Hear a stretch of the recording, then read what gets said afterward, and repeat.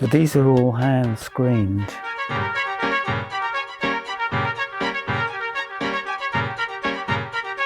We made them at Nimbus in Wales. It was the best pressing plant. Me and the people in the house did, yeah. It was a little factory back in those days.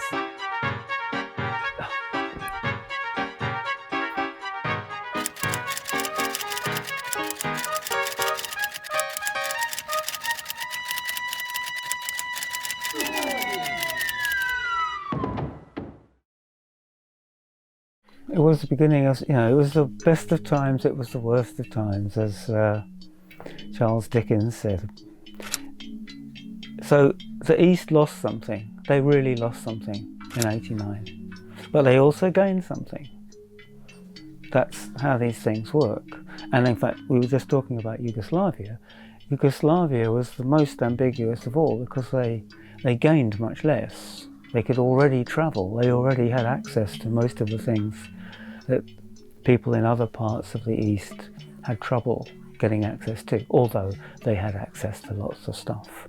When I first went to Prague, the bookshelves were full of samizdat versions of the very latest stuff.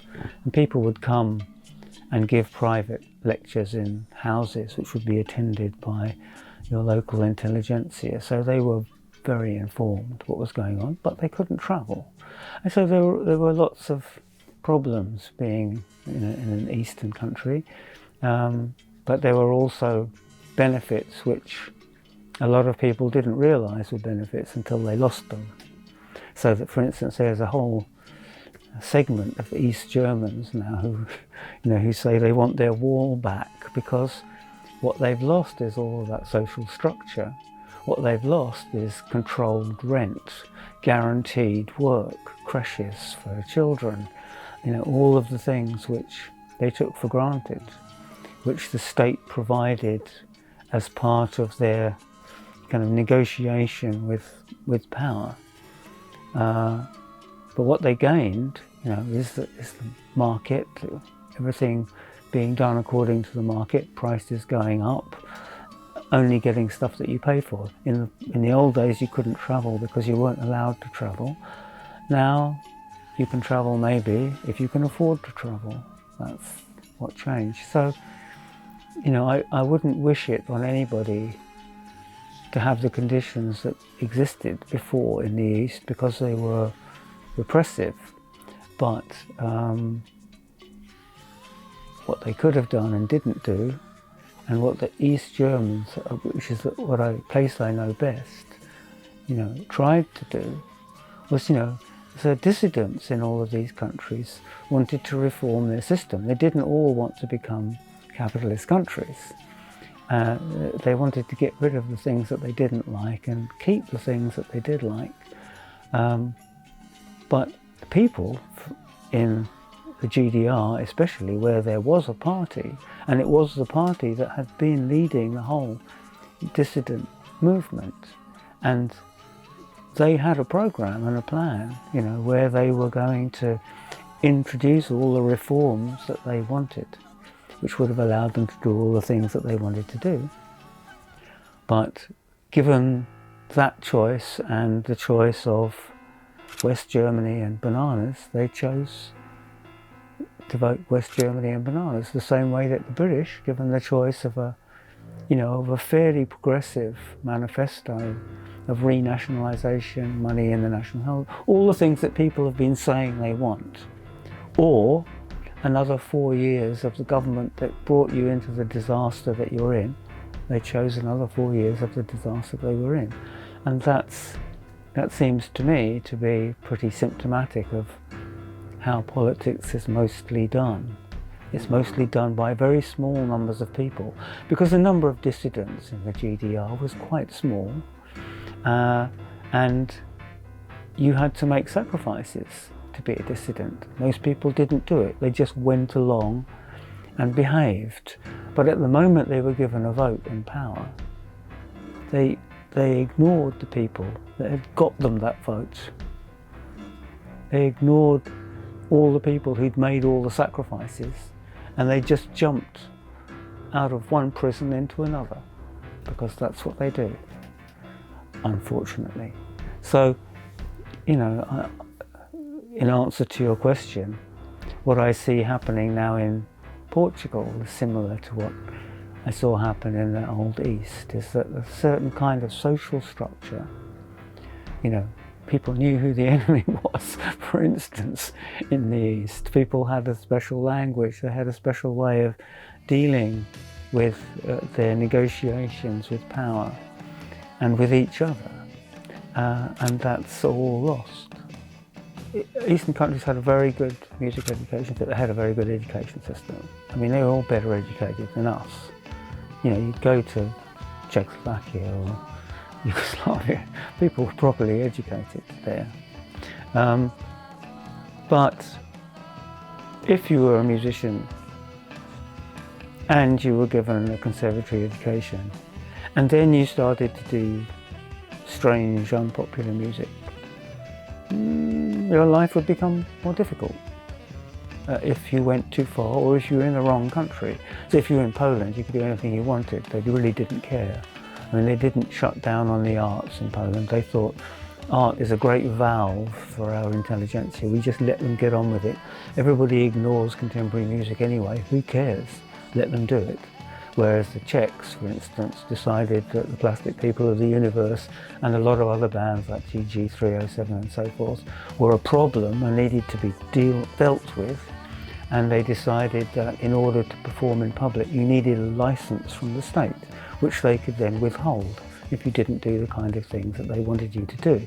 And therefore you had this whole network of concerts which happened secretly and in people's houses, where, you know, the people who needed to know would be told to go to a certain tram stop at 10 o'clock on Saturday morning, and there would be somebody at the tram stop who would say, get off at stop number 11 and somebody will meet you there, and then you would be taken to a house, and in the garden there would be... So I don't think there's a rule across all of the East countries. They all made different decisions about whether they thought art in general was a threat, and what they then did about it if they thought it was. So, and also from the Points East perspective, the people that I picked up, I'm sure Boris Kovac had a proper conservatory education and then went into the jazz direction and then got more experimental. Stefan Kovac certainly had a very formal musical education. Nick Sudnik, I don't think so. He was a guy working in his bedroom. The guys from Avia, I really actually don't know their backgrounds, but I think a lot of them were Plastic People of the Universe. You know, they were guys who liked Frank Zappa. They listened, like my generation, had people who listened to records and got hold of instruments and then copied the records until they learned how to play. They were autodidacts. They didn't go through the system at all. So I think you have a similar mixture of backgrounds in the East and in the West. That's what interested me, is the way that worked. And obviously in the contemporary music field, they all went through training. You don't get to contemporary music any other way. You know, well, now you can. Now you can also get to art by not being able to paint. You know, the idea that you needed a certain set of recognized skills, that's gone. You don't anymore. You need to be able to produce an object which is acceptable to the community that's receiving it, because they don't know how you got there. They don't know whether you got there through being trained, through having skills. The object doesn't tell you, it's just sitting there. You know, you can confect music that sounds exactly like contemporary music without knowing anything about contemporary music, except having listened to a lot of it on records, sampled a lot of bits and pieces of it, put it in, you know. So everything has changed in that respect. But before '89, we were still in the old regime, the old system, where you needed some sort of skill, even if the skills were not recognised at the higher level. So rock musicians rock music was considered to be an abject form.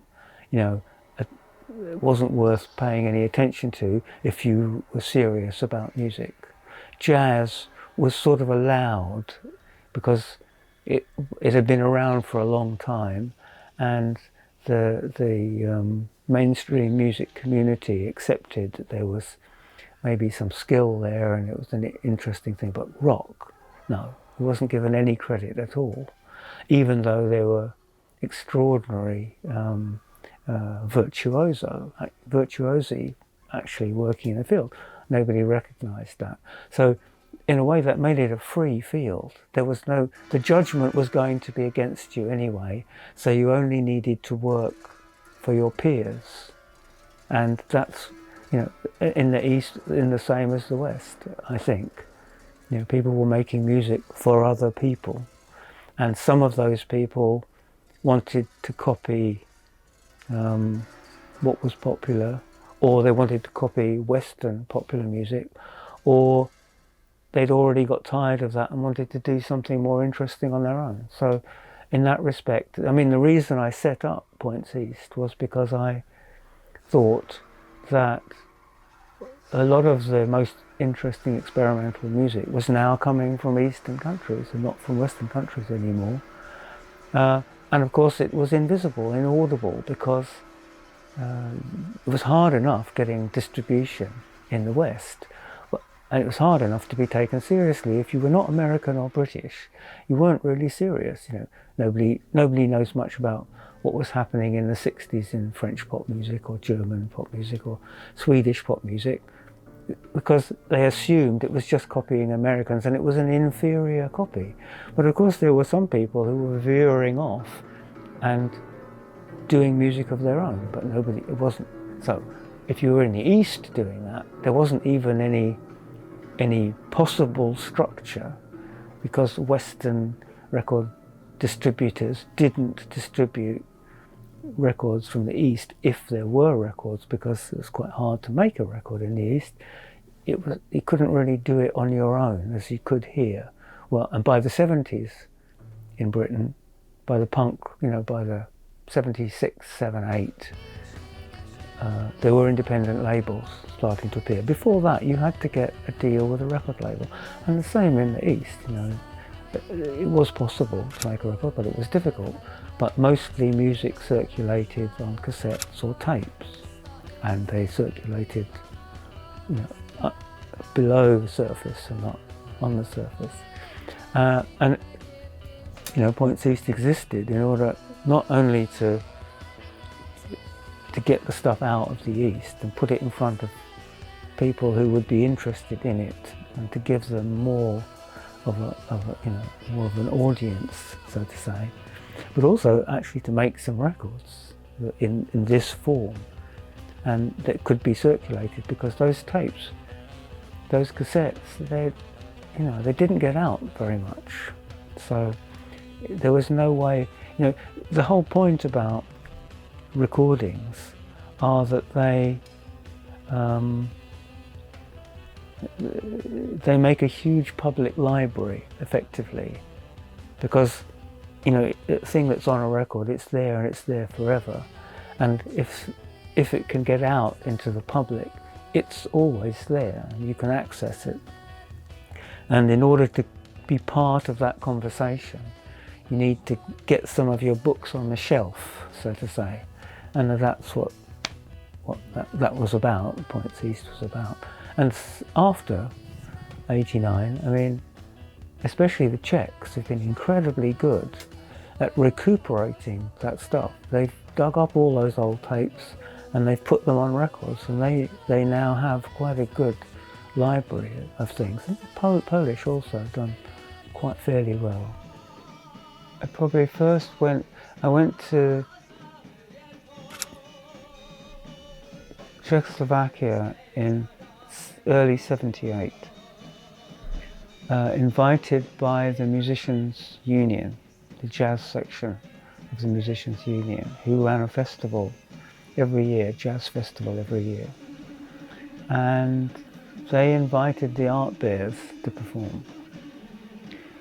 and Fred and I to perform as a duo. And they could do that. I mean, Westerners have this strange idea that everything was locked down in the East. It wasn't anywhere near that simple. Everything was a negotiation. So, for instance, samizdat.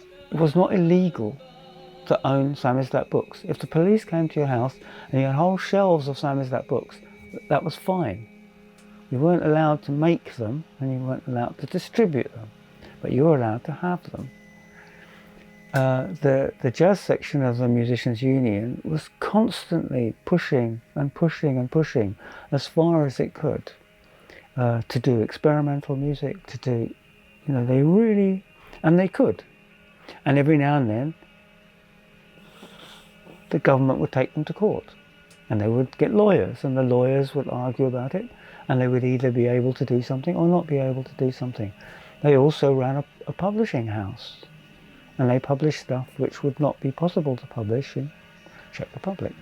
And I know the same is true in the GDR, where I also was invited, the first time I went, to give a talk as part of a festival. So there was a constant negotiation happening.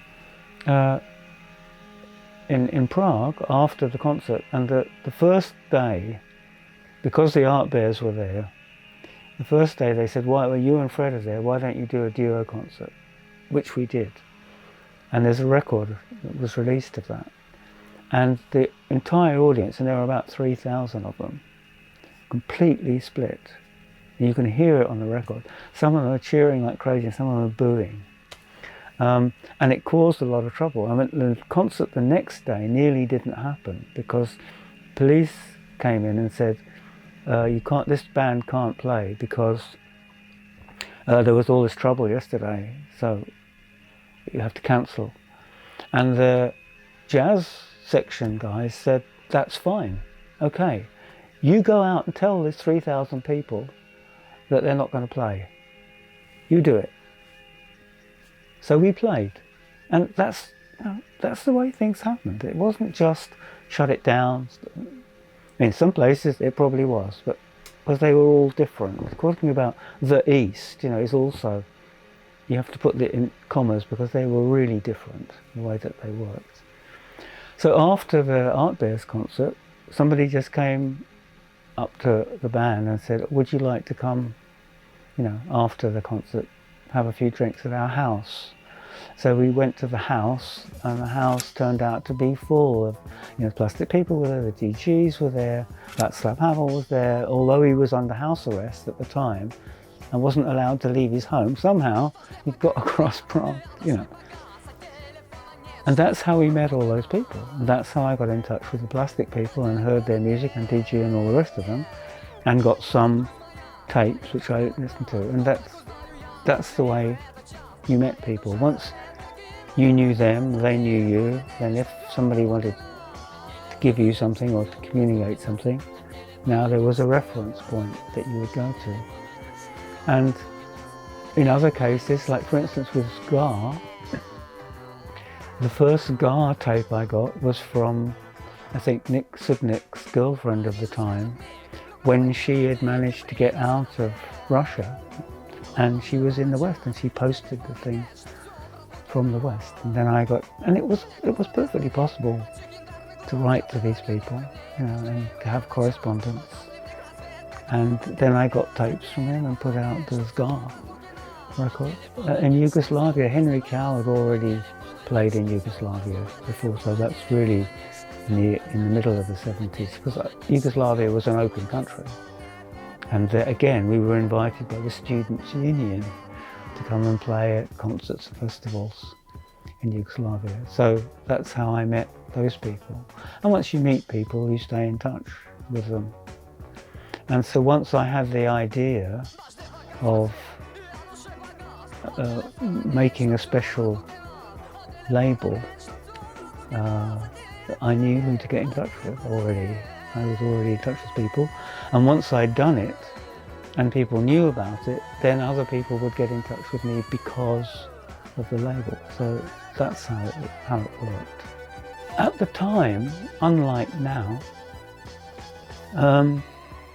people were still really interested in music, and some people were interested in experimental music, because music was a thing that you identified yourself with it. You'd ask, what you'd talk about when you met people was, what kind of music do you like? Because that's how people identified themselves. And so there was a public,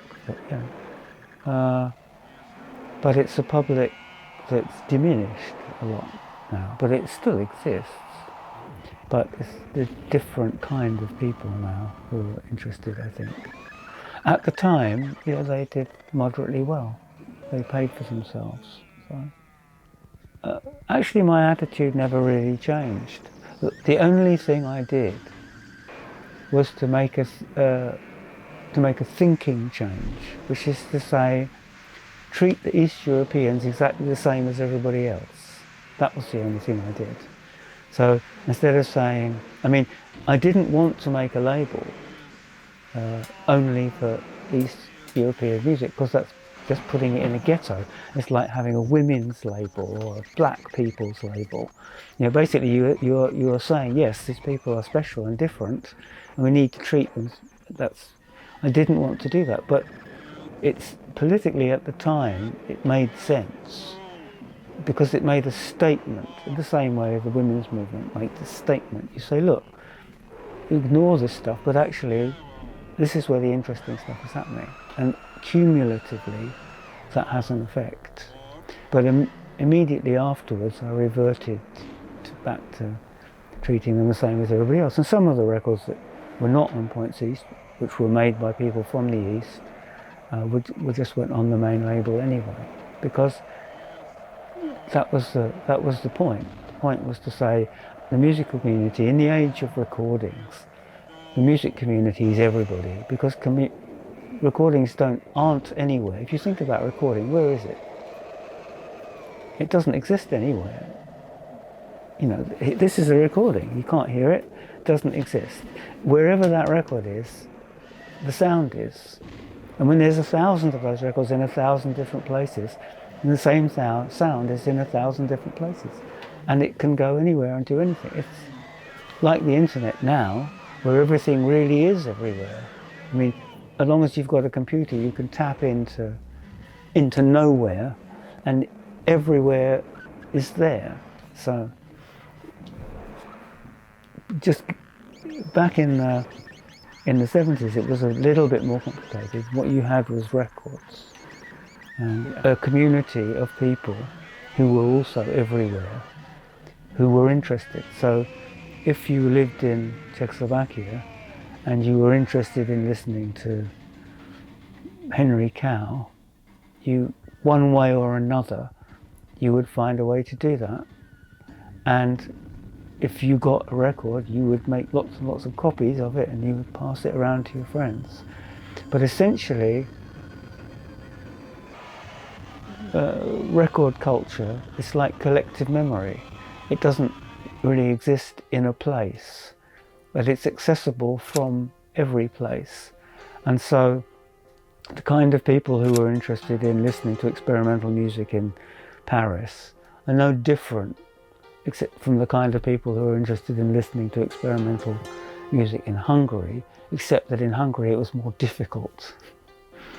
And on the other direction of when you listen to the stuff and then you want to play that kind of music, play experimental music, it was probably not more difficult in the East, because nobody wanted to listen to it in the West either. It was unpopular wherever you were, and in some respects the Plastic People had a much bigger effect with their music than Henry Cow ever had with its music, because when the Plastic People made a record or did a concert, that was an important event, and everybody who was part of that community paid close attention. That wouldn't be the case in the West. You were just one commodity amongst others. So the picture's quite complicated in that respect. What caught my ear about Romania were people like Iancu, and there were several people like him. And Radulescu, who wasn't in Romania anymore, but extraordinarily interesting composer. And that whole school, that was interesting. But I didn't find anything in the rock or jazz areas. It seemed, I didn't find it. Maybe it existed, but if I could have released,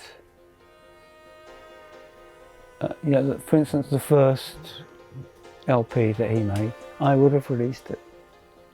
Yeah. It's a fairly universal thing. You hear it, you hear what it is. It works. I'm only interested really in whether things work or not. I'm not really interested in what genre they are, because I don't think that's terribly applicable anymore. I'm just as happy listening to Steely Dan as I am to Stockhausen. They're both great. They both work. And then I can put on John Coltrane. That works for me too. So I wouldn't ever want to compare them and say, yes, well, of course, this is classical music. It doesn't make any sense. I think all the best stuff, all the most interesting stuff, is rooted in its own history. So, Iancu's rooted in that spectral Romanian movement that is clear. Nicholas Hadamar in Czech is rooted in that Czech thing that they had. It's not like Western music, French, the great French bands are French. The great Swedish bands are Swedish. You're not getting a kind of monolingual blob that's all the same, because actually that's fundamentally dishonest. When white boys were playing reggae music in Britain in the middle of the 70s, it was a bit strange. It's not their culture. Same as playing the blues. It's not their culture unless you can make it your culture in some way. But if you're just basically adopting something, it hasn't got a root. So you need to build a proper hybrid, the next generation hybrid, and then the different musical forms can coexist, but they still will retain, the colour of where they came from. I think. That's what I hear in all of the people that I know still who are doing great things. Music is, belongs to culture, and if you're interested in it, as I am, then it makes sense. The unexamined life is not worth living, as Socrates is supposed to have said. So of course you'll write about music and you'll lecture about music and make podcasts about music if you think you've got something interesting to say because you've done lots of research. So the way knowledge is passed on in culture is that somebody spends 20 years writing a book about something and doing thorough research. Somebody else spends 3 days reading that book, and now they know everything that somebody learnt in 30 years. And the way culture works is you pass everything on. So you hear interesting music, you pass it on. The reason I set up a label was so that I didn't have to negotiate with these bastards that run commercial record labels and have them say, oh, we don't like this, or oh, can you change this? Working with Perudo, first time we signed back with Fontana Records, we gave them the first record that we wanted them to put out, and they said, oh, well, we're not sure about that, or people want to hear the old we just don't want to be dealing with that. Time is too short to waste it on negotiating with idiots, so do it yourself. That has always been my policy. And it's the same with academic research. At the very beginning of the International Association for the Study of Popular Music, I was a member of that. And it was quite interesting, but what I noticed was There were no practitioners in there. Everybody was big on theory, but their theory wasn't rooted in practice. And that was my position back then, that I thought, since I do this stuff, and since I listen in a very Catholic way to a lot of different musics, I don't specialise in rock music. I mean, I've been interested in everything because I think exactly that music is one thing. It's not different things, it's just one thing. And inside that one thing there's stuff that's great and stuff that's boring, but it's just one thing.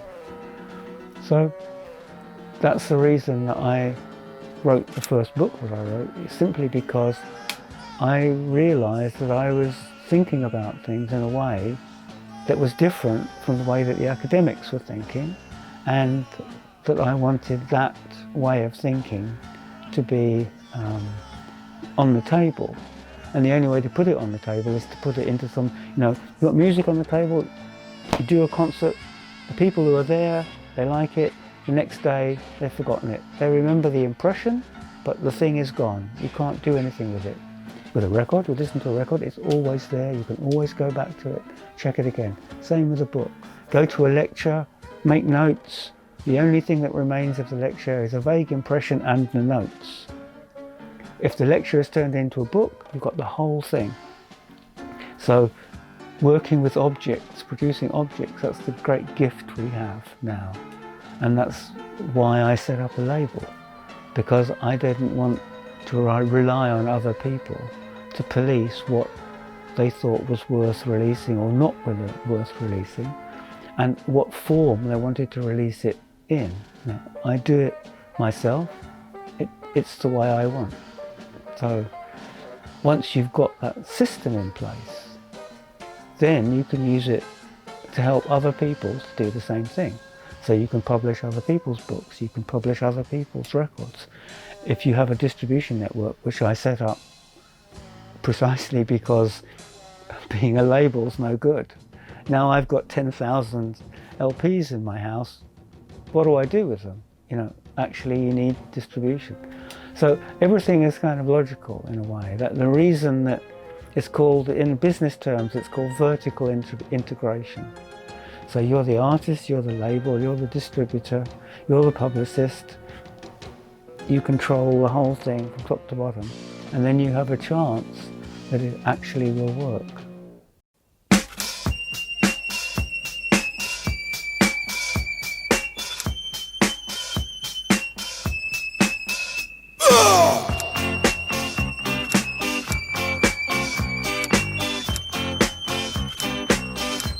Are you still making records, vinyl records these days?